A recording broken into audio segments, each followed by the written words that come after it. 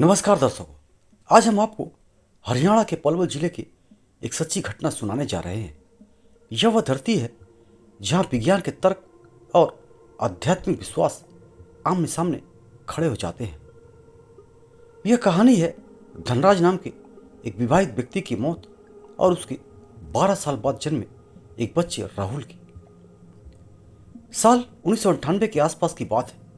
पलवल के बासवा गांव के रहने वाले धनराज की सड़क हादसे में मृत्यु हो जाती है।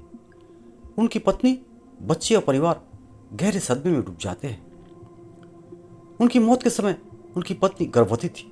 समय बीतता गया और परिवार इस दर्द के साथ जीना सीख रहा था, लेकिन नियति कुछ और ही लिख रहा था।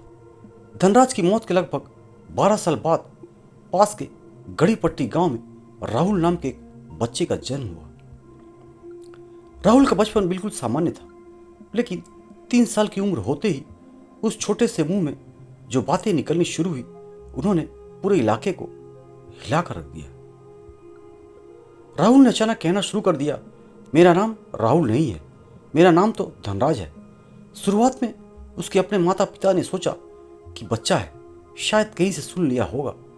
वे हंसते थे और उसे शांत करा देते थे।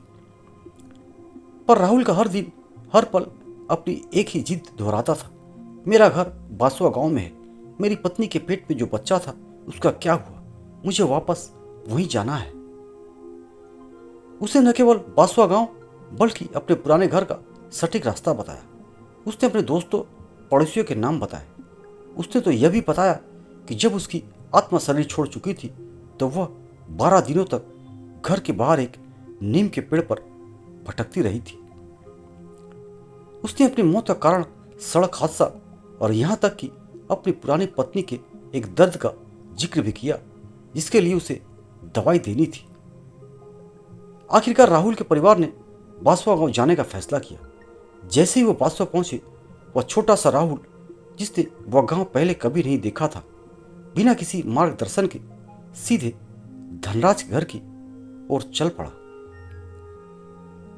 वहां उसने न केवल धनराज के परिवार को पहचाना, बल्कि उनकी पत्नी, उनकी बेटी और यहां तक कि उस बेटे को भी पहचान लिया जो उसकी मृत्यु के बाद पैदा हुआ था। उसने घर के अंदर की गोपनीय निशानियां बताई जो सिर्फ धनराज ही जान सकता था। धनराज की पत्नी, जो अब अधेड़ उम्र की थी, अपने छोटे पति के सामने खड़ी थी। तर्क हार चुका था, भावनाएं जीत गई। जब उसने अपने पति की तरह ही बात करते हुए इस छोटे से राहुल को देखा तो उसका हृदय पिघल गया। कहा जाता है कि वह अपनी पुरानी पत्नी को देखकर रो पड़ा।